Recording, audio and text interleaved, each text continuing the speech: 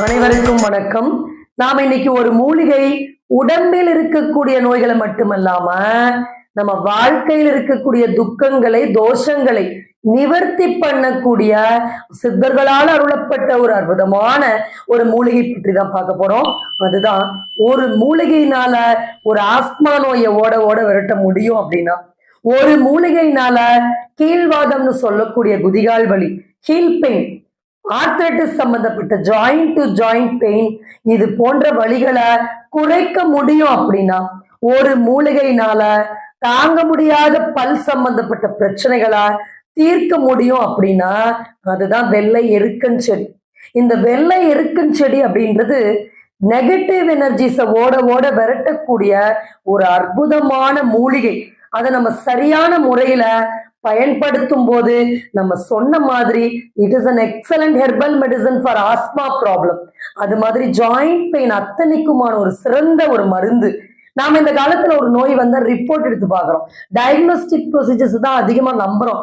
ஆனா ஒரு நோய்க்கு நம்ம உடம்பில் இருக்கக்கூடிய உறுப்புகள் மட்டும் காரணம் இல்லை, நம்ம சாப்பிடக்கூடிய ஏதோ ஒரு உணவு மட்டும் காரணம் இல்லை. அதுல நிறைய தோஷங்கள் இருக்கு, கண் திருஷ்டி போன்ற ஒரு சில நெகட்டிவ் தீய சக்திகளுடைய பாதிப்புகள் இருக்கு. இதெல்லாம் நிவர்த்தி பண்ற வைத்தியத்துக்கு பேர் தான் சித்த வைத்தியம். இன்று பாத்தீங்கன்னா சித்த வைத்தியமும் ஒரு ஃபார்முலேஷன் ஆயிடுச்சு. அது கேப்சூல் வடிவத்திலையும் ஒரு சிரப் மாதிரியும் இன்னைக்கு வழங்கப்பட்டு வருகிறது. அப்ப அதல்ல சித்த மருத்துவம் என்பது.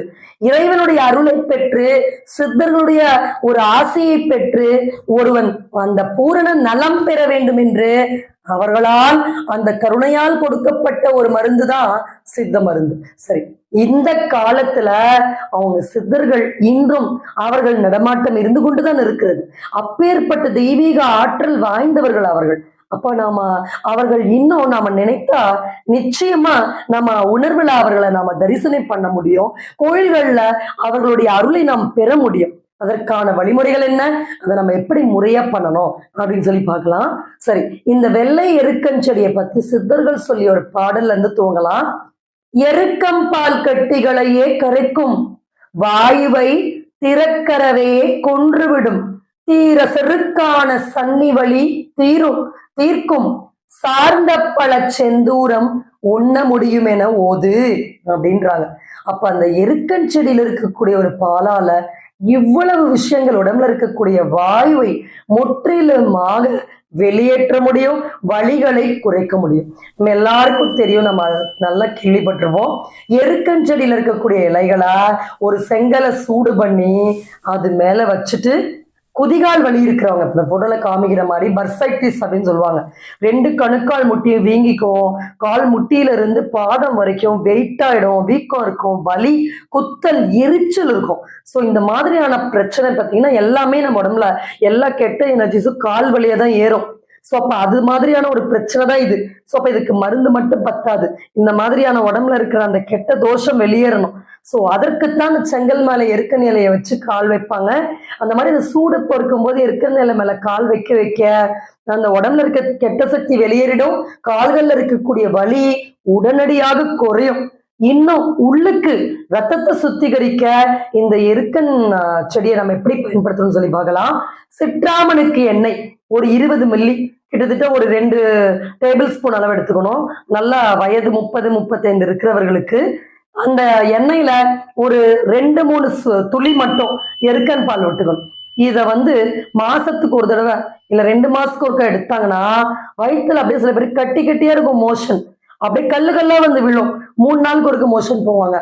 அந்த மோஷன் இறுக்கம் மலைக்கட்டு தான் இந்த எல்லா விதமான ஆர்த்ரைட்டிஸ், ஜாயிண்ட் டு ஜாயிண்ட் வலிகளுக்கான காரணம்.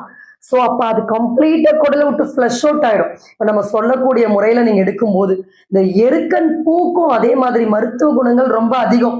எருக்கன் பூவை ஒரு 100 கிராம் எடுத்துக்கோங்க, அதுல ஒரு 10 கிராம் இந்துப்பு சேர்த்துக்கோங்க.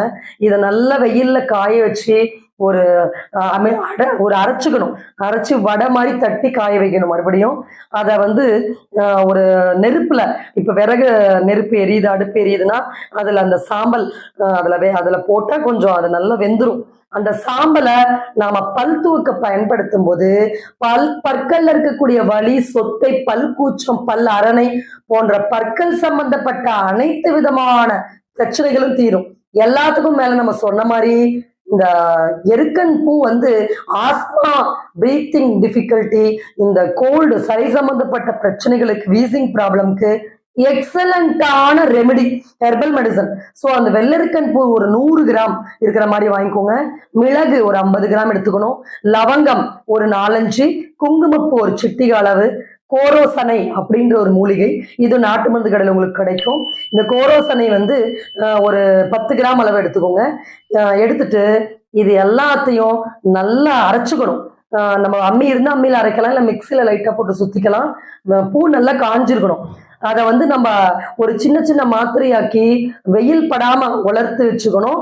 காஞ்ச அப்புறம் நம்ம ஒரு குடுவையில ஸ்டோர் பண்ணிட்டு அந்த மாத்திரை காலை மாலை தொடர்ந்து ஒரு 2 மாத்திரை தேன்ல குழைச்சி 48 நாள்ல இருந்து 96 நாள் சாப்பிடும்போது ஆஸ்மா, இழப்பு, இரைப்பு, இருமல், காசம், ஜன்னி போன்ற அனைத்து நுரையீரல் சம்பந்தப்பட்ட பிரச்சனைகளும் அப்படியே ஓடி போயிடும்.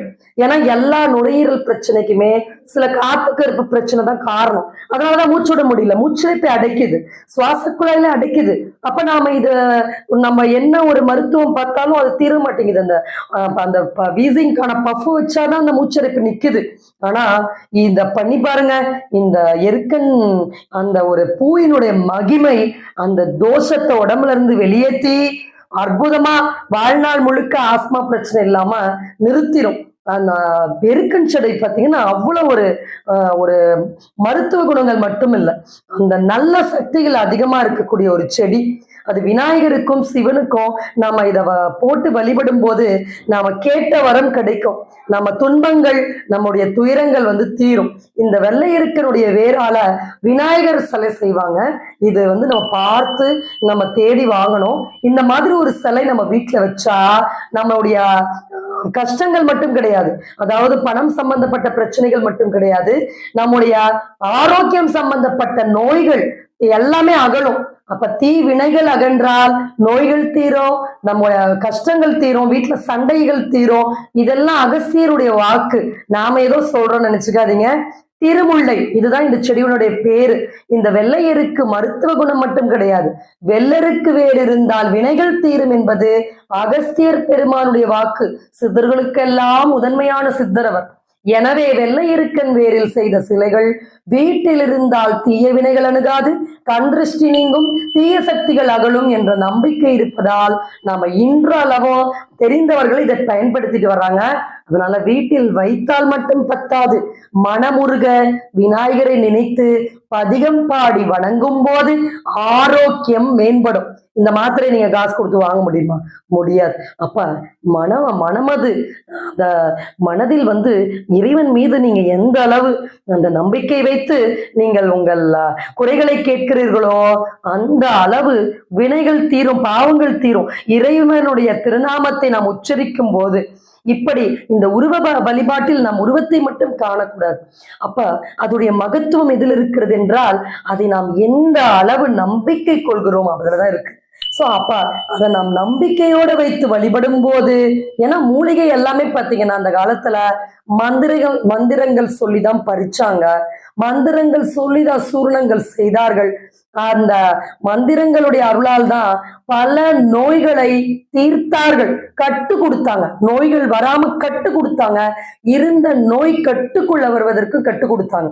அதனால இவ்வளவு பெரிய மகத்துவம் வாய்ந்த ஒரு சித்த மருத்துவத்தை இன்றும் நாம வந்து நிச்சயமாக அந்த சித்தர்களை வழிபடுவதன் மூலமாக அகத்தியர் போன்ற அந்த மாமுனிவர்களுடைய அருளை நாம் வந்து அவருடைய வழிபாடுதலங்களில் சென்று மனமாற இப்படி பிரார்த்திக்கும் போது, வீட்டில் இருந்தவாறே அவருடைய பேரை நாம் உச்சரிக்கும் போதே நாம் அந்த அருளை பெற முடியும், நோயின்றி வாழ முடியும், எந்த நோயா இருந்தாலும் எதிர்த்து போராட முடியும். இது கண்டிப்பா சாத்தியம். ஆகவே நாம இதுவரை கொடுத்த தகவல் உங்களுக்கு பயனுள்ள தகவலா இருக்கும். நம்ம கிளினிக்ல நம்ம ஆன்லைன் டயட் கவுன்சிலிங் கொடுக்குறோம். மருந்துகளை விற்கும் வேலை மட்டும் பார்க்காம உங்க நோய்க்கு தகுந்த மாதிரி உங்க உணவு கட்டுப்பாடையே எப்படி மருந்தாக மாற்றி அமைக்க முடியும் அப்படின்ற ஒரு கம்ப்ளீட்டான இன்ஃபர்மேஷன் பற்றி தான் நம்ம வந்து ஒவ்வொரு பதிவிலும் சொல்லிட்டு வரோம். இதற்கு உங்கள் பற்றிய தகவல் நம்ம வாட்ஸ்அப் நம்பரான 9677400956 இந்த எண்ணுக்கு அமிச்சிங்கன்னா உங்களுக்கான கம்ப்ளீட் டீடைல்ஸ் கிடைக்கும். இந்த வாய்ப்பை கொடுத்த, இந்த வாழ்வை கொடுத்த இறைவனுக்கு மனமாற நன்றி கூறி விடுகிறேன். நன்றி, வணக்கம்.